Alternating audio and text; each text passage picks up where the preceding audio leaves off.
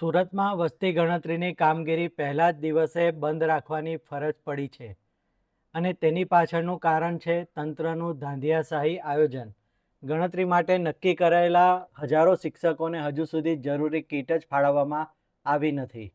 સુરત શહેરમાં વસ્તી ગણતરીની કામગીરી માટે 10,800 જેટલા ગણતરીદાર અને 1,800 સુપરવાઇઝરનો સ્ટાફ તૈનાત કરવામાં આવ્યો છે. આ કર્મચારીઓએ આગામી 30 જૂન સુધીમાં આવાસની સ્થિતિ, કુટુંબની વિગત, પીવાના પાણીનો સ્ત્રોત અને શૌચાલયની સુવિધા સહિત કુલ 33 જેટલા પ્રશ્નો પૂછીને ફોર્મ ભરવાના છે. પરંતુ આશ્ચર્યની વાત એ છે કે જે કીટ વિના આ કામગીરી શક્ય જ નથી, તે કીટ હજુ સુધી ગણતરીદારો સુધી પહોંચી જ નથી. કીટ ન મળવાને કારણે આજથી કામ શરૂ થઈ શક્યું નથી, જેને પગલે સુરતના મોટાભાગના વિસ્તારોમાં પહેલા જ દિવસે કામગીરી બંધ રહી છે. આજ દિન સુધી વસ્તી ગણતરી આજથી ચાલુ થઈ રહી છે, પણ અમારા જે શિક્ષકો છે તેઓને આજ દિન સુધી કોઈપણ પ્રકારની કીટ કે આપવામાં આવી નથી.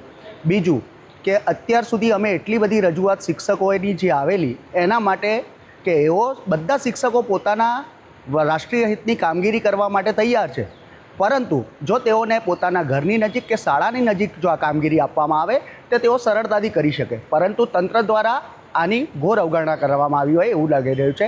કારણ કે બધા શિક્ષક બહેનો છે જે પણ તેઓને મોટા મોટા સ્લમ એરિયા, એમના ઘરથી દૂર એવા એરિયા આપવામાં આવ્યા છે જ્યાં તેઓ શાળા સમય બાદ પણ કામગીરી કરવા જાય તો તેમની સેફટીને ધ્યાનમાં લેવી અઘરી પડી જાય એવું છે.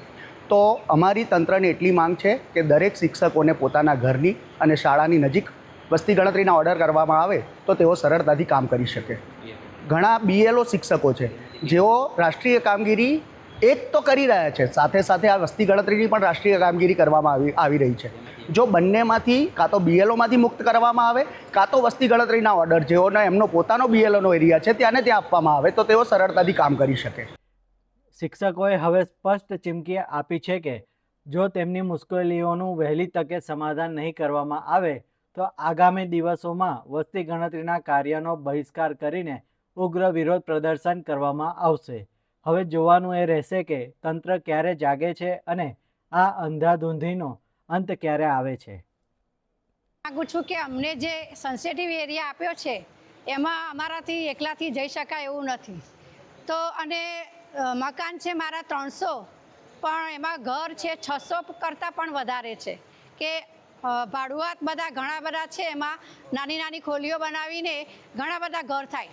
તો એ અમને થોડુંક કહેતા હતા પહેલાં કે 200 ઘર આપવાના છે, પણ 200ની જગ્યાએ આના 3 ગણા ઘર થઈ જાય છે. અને બીજું કે મારે સ્કૂલથી મારો એરિયા છે તે 10 કિલોમીટર દૂર છે અને મારા રેસિડન્ટથી આ એરિયા મારો 13-14 કિલોમીટર થાય છે. તો ઘરથી નજીક કાં તો સ્કૂલથી નજીક આપવામાં આવે તો અમે કામ સારી રીતે અને કરી શકીએ.